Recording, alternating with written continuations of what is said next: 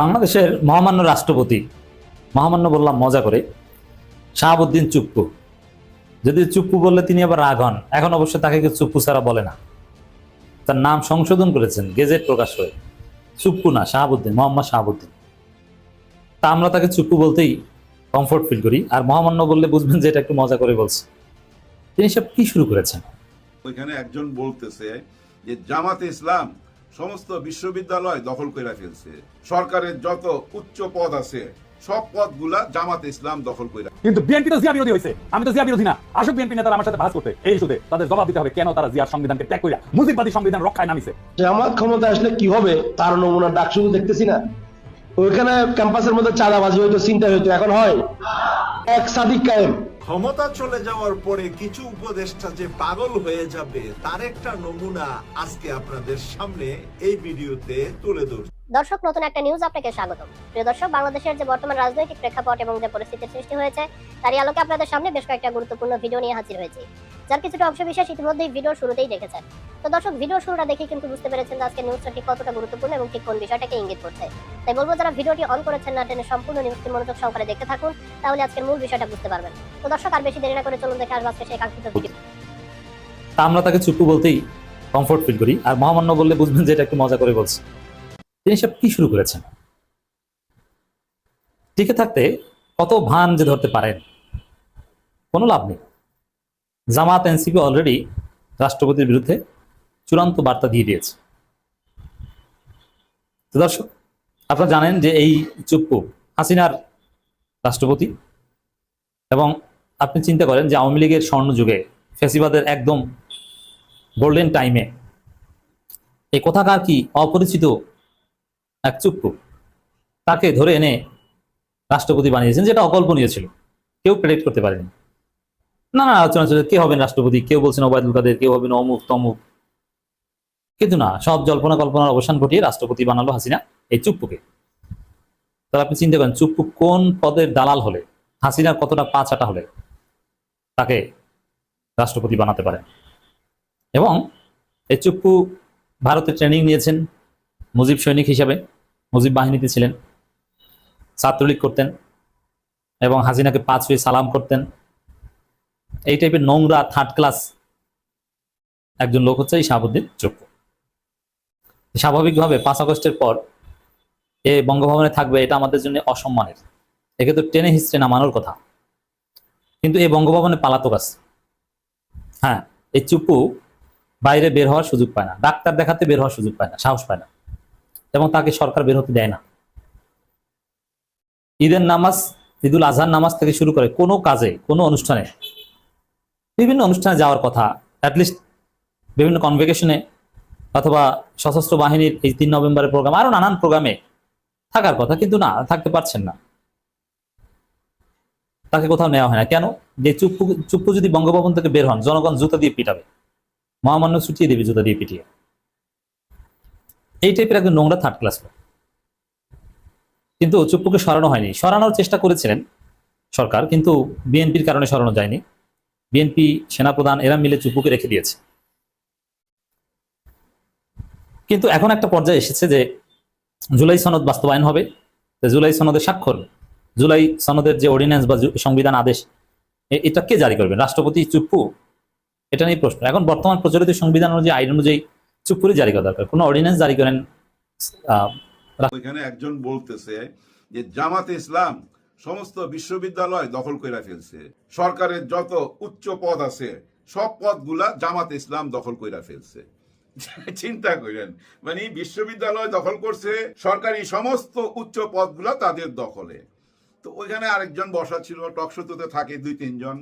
একজন আস্তে করে বলতেছে যে ওনার যখন সুযোগ আসছে বলার আর কি, তখন উনি বলতেছে যে জামাত সব কিছুই দখল করছে, ঢাকা ইউনিভার্সিটি, উচ্চ পদ সবই ঠিক আছে, কিন্তু আরেকটি দল যে টেম্পো স্ট্যান্ড দখল করছে, বাস স্ট্যান্ড দখল করছে, বালু মহল দখল করছে, মানুষের জমি জমা দখল করছে, সেটা বলবেন না? এটা শোনার পরই বুঝছেন ওই লোক যা খেপলো না ভাই, কারণ এই সত্যটা উনি নিতে পারতেছিল না। সত্য কথা বলতে পারতেছে। ওই যে বলার অভ্যাস যে জামাত ইসলাম সমস্ত বিশ্ববিদ্যালয় দখল করে ফেলছে, অর্থাৎ ছাত্র শিবির দখল করে ফেলছে এবং সরকারি সমস্ত বড় বড় পদগুলা দখল করে ফেলছে। কথা সত্যিই বলছে, ধৈর্য নেই আমরা, এটা সত্য। কিন্তু ওনার বিপক্ষে যে ছিল, উনি যখন বললো টেম্পো স্ট্যান্ডের কথা, বাস স্ট্যান্ডের কথা, বালু মহলের কথা, তখন খেপে গেছে। দেখছেন সত্যটা শোনা কত কঠিন, সত্যকে হজম করা যায় না। আবার কিছু সুশীল বুদ্ধিজীবী আছে, বাঙ্গু বুদ্ধিজীবী, এই যে কিছুক্ষণ আগে দেখলাম ডাক্তার বাবরিয়াওয়ালা, উনি বাবরি রাখেন, উনি বলতেছে মেয়েরা 5 ঘন্টা কাজ করবে আর ছেলেরা 8 ঘন্টা কাজ করবে, সমান সমান বেতন নিবে, এটা তো বিরাট বৈষম্য। এটা উনি মাইনা নিতে পারতেছে না।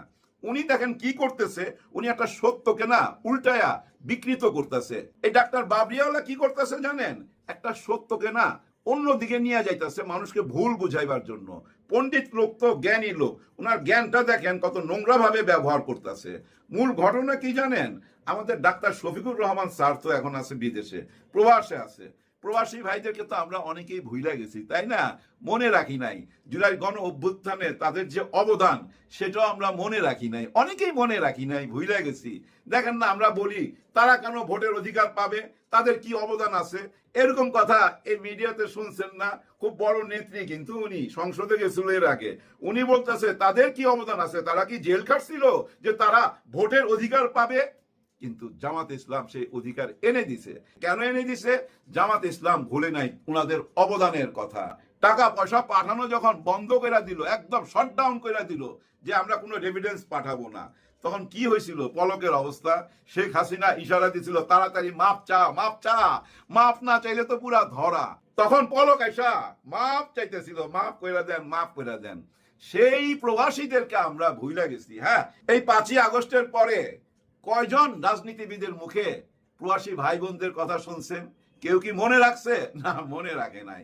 জুলাই সনদপত্র ওই যে 17 তারিখে যেদিন পাঠ করলো, ওইখানে 2-1 লাইন ছিল প্রবাসী ভাইদের কথা, প্রবাসী ভাই বোনদের নিয়ে 2-3 লাইন লেখা হয়েছে, বেশি কিছু লেখা হয় নাই। মানে গা ছাড়া একটা ভাব। কিন্তু জামাতে ইসলামের ডাক্তার শফিকুর রহমান স্যার ভুলে নাই। ওই প্রবাসে স্যারের বক্তব্যের মধ্যে একটা অংশ ছিল এরকম যে আমরা মাদের জন্য বিশেষ একটা ব্যবস্থা করব। কি ব্যবস্থা? যে মারা 5 ঘন্টা কাজ করবে, মানে যারা চাকরিজীবী, শ্রমজীবী, তারা 5 ঘন্টা কাজ করবে। 5 ঘন্টা কেন? কারণ উনি মা, উনার বুকের মধ্যেই তো উনার সন্তানের বিছানা, ওই সময়টা তো দিতে হবে। একজন মার তো অনেক দায়িত্ব, তাই না? তার সন্তানটাকে তো মানুষ করতে হবে। যে মা গর্ভবতী আর যে মা সন্তান জন্ম দিছে, এরকম মাদের জন্য কথাটা বলছে যে এই মারা 5 ঘন্টা ডিউটি করবে আর বাকি টাইমটা ওনার সন্তানকে দিবে। কত সুন্দর কথা না? সবার জন্য এই কথা না, কিন্তু শুধু মাদের জন্য। ডাক্তার শফিকুর রহমান স্যার বারবার মা শব্দটা উচ্চারণ করতেছিল। আর এই ডাক্তার বাবরিওয়ালা এখন অনলাইনে এসে বলতেছে এটা একটা বিরাট বৈষম্য, তারা কেন 5 ঘন্টা কাজ করবে, আমরা 8 ঘন্টা কাজ করবো, পুরুষরা তারা 5 ঘন্টা কাজ করে একই বেতন নিবে। দেখছেন কত চামার মার্কা কথাবার্তা। একজন মার কথা বলছে, গর্ধব একটা মার কথা বলছে। আসল ঘটনা কি জানেন? জামাতে ইসলাম যা কিছু বলুক না কেন, এই যে বাঙ্গু সুশীলরা আছে না, এই বাঙ্গু সুশীলরা ওইটা অন্যদিকে ধাবিত করে, ভুল বুঝাইতে চায়। এখন তো আর রাজাকার ট্যাগ দিয়ে খাওয়াইতে পারতেছে না, আলবদর ট্যাগ দিয়ে খাওয়াইতে পারতেছে না। এখন বুঝাইতে চাইতেছে মানুষকে জামাত ইসলাম যদি ক্ষমতায় আসে নারীদেরকে তালা মাইরা ঘরে রাইখা দিবে। হ্যাঁ, নারীদেরকে তালা মাইরা ঘরে রাইখা দিবে। জামাতের আমির সাহেব সোজাসুজি বলছে, ভাই অত তালা কিনার আমাদের কাছে টাকা নাই, অত তালা আমরা কিনতে পারবো না। আবার আরেক পক্ষ এসে বলে সবাইকে হেজাব পরায় দিবে, বোরখা ছাড়া বাইরে গেলে ব্যাট দিয়ে পিটাইবো, এরকম প্রচারও করতেছে। ওইটাও বলছে ভাই এত বোরখা কিনা দেওয়ার ক্ষমতা। মাসেই উপদেষ্টা পরিষদের সকল মিটিং, সকল বৈঠক শেষ হয়ে যাবে। মার্চে হবে নির্বাচন, ফেব্রুয়ারিতে হবে নির্বাচন, ক্ষমতা নতুন সরকারকে দিতে শপথ নিতে হবে মার্চ।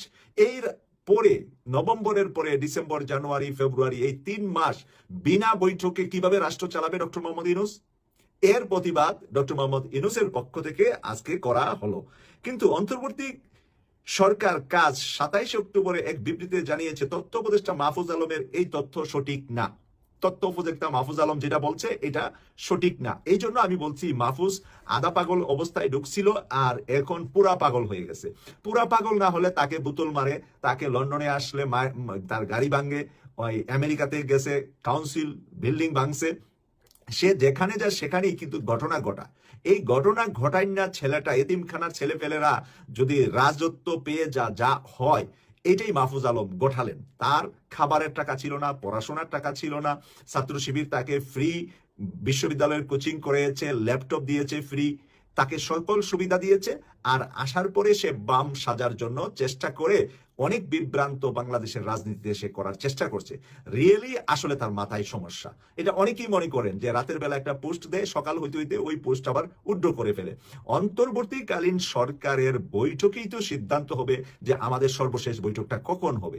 তারপরে সেটা পেশ সচিব শফিকুল আলম জানাবে যে এটা সরকারের শেষ বৈঠক। এখন সরকার ইমার্জেন্সি হলে শেখ হাসিনার হুরুম দুরুম আছে, কত কিছু রাষ্ট্র পরিচালনা করতে গেলে আছে। আপনি নির্বাচন শেষ করার পরে না আপনি শেষ বৈঠক করতে পারেন যে এটা আমাদের শেষ বৈঠক, আমরা নির্বাচন শেষ করছি, আর কোনো বাজেট আমরা পাশ করব না, আর কোনো কার্যক্রম আইন প্রণয়ন আমরা কিছুই করব না। কিন্তু তার আগেই মাহফুজ আলম এই 4 মাস 5 মাস আগেই সে ডিক্লার দিয়ে দিছে যে এই সরকারের মাঝে আর কোনো বৈঠক বসবে না, নভেম্বরের পরে আর কোনো বৈঠক বসবে না।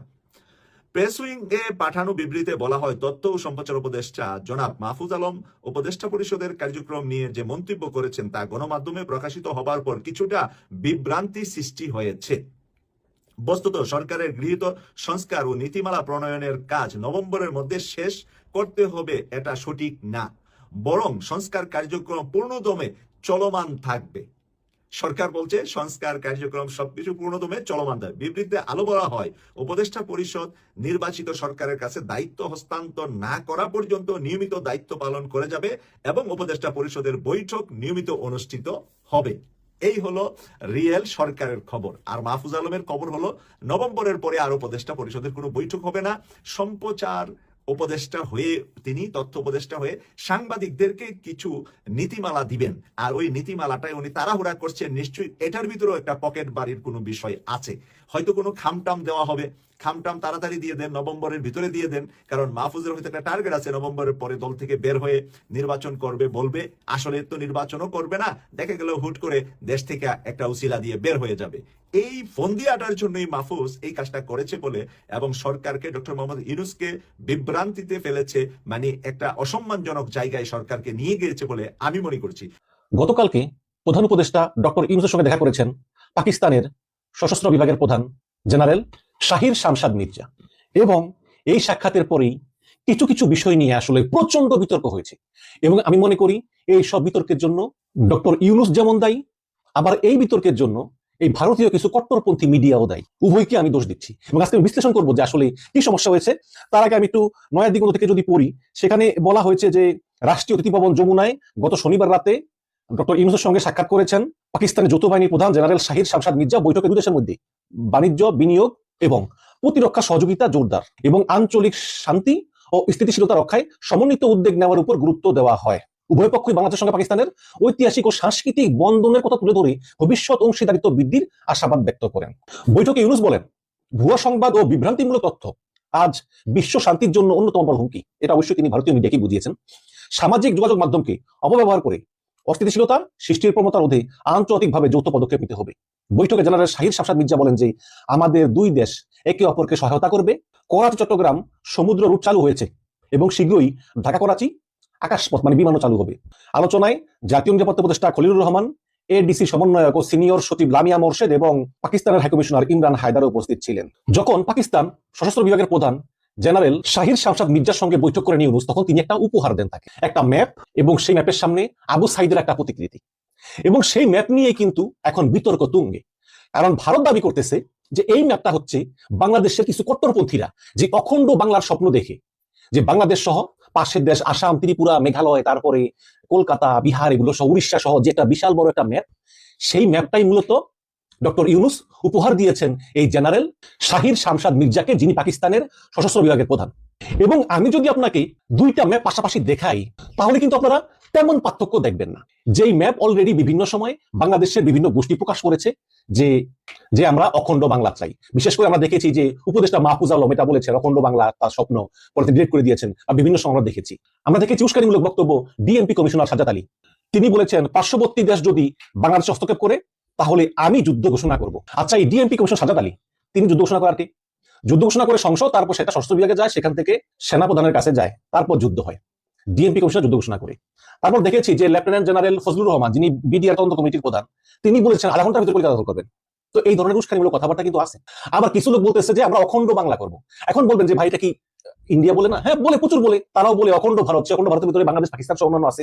সংসদ ভবনে নরেন্দ্র মোদী উদ্বোধন করেছে, সেখানেও একটা অখণ্ড ভারতের ম্যাপ ছিল, সেখানে বাংলাদেশ আছে। যদিও তারা বলে এগুলো সাংস্কৃতিক, বাট এগুলো করেছে এবং নানা সময় উস্কানিও দিচ্ছে। ওই যে ত্রিপুরার যে রাজা, নাম কি ভুলে গেছি, নাম মনে থাকে না, সে বলে যে পুরো চট্টগ্রাম নিয়ে নাও, এরকম তো আছে, এরকম উস্কানি অনবরত আছে। বাট আমরা উস্কানিতে পা দেবো কেন? পাকিস্তানের সঙ্গে আমাদের সম্পর্ক খুব ভালো হোক, এটা আমিও চাই, আমরাও চাই। সামরিক খাতে সহযোগিতা, পাকিস্তান সামরিক শক্তিশালী, পাকিস্তানের সামরিক সহযোগিতা আমাদের দরকার। তারপরে ব্যবসা বাণিজ্য, সংস্কৃতি চলুক। কিন্তু এই যে একটা ছবি দেওয়া হয়েছে, বিতর্কিত একটা ম্যাপ, অখণ্ড বাংলার ম্যাপ, আমি জানি না যে এটা আসলে ডক্টর ইউনূস বুঝে দিয়েছেন নাকি না বুঝে দিয়েছেন। একটা রাষ্ট্রের সবচেয়ে বড় সম্পদ সার্বভৌমত্ব, সেটা যেমন ভারতের ক্ষেত্রে প্রযোজ্য তেমন বাংলাদেশের ক্ষেত্রে প্রযোজ্য। কাজে এই বিতর্কিত ম্যাপটা এই জেনারেল শাহির শামশাদ মির্জাকে উপহার দিয়ে ডক্টর ইউনূস ঠিক করেননি। যদি এখন তিনি বলেন যে না এটা আসলে ওই ম্যাপটা না, এটা আসলে আমরাই বানাইছি, এটা এরকম, এটা হতেও পারে, কিন্তু ওটা দেখতে কিন্তু অখণ্ড বাংলার যে ম্যাপ কিন্তু অনেকে করে ঠিক সেই রকম। এই কারণে আমি বলতেছি, তো এগুলো নিয়ে তো ভারতের সমালোচনা আছে। অলরেডি ভারতের বিভিন্ন পত্রপত্রিকায় ভয়ঙ্কর সমালোচনা শুরু করে দিয়েছে। এবিপি আনন্দ রিপোর্ট করেছে, ভারতের উত্তর পূর্ব অংশ নিয়ে বিতর্কিত ম্যাপ পাকিস্তানের জেনারেলকে উপহার দিয়েছেন ইউনূস। কি ফোন দিয়ে আছে দুই দেশ।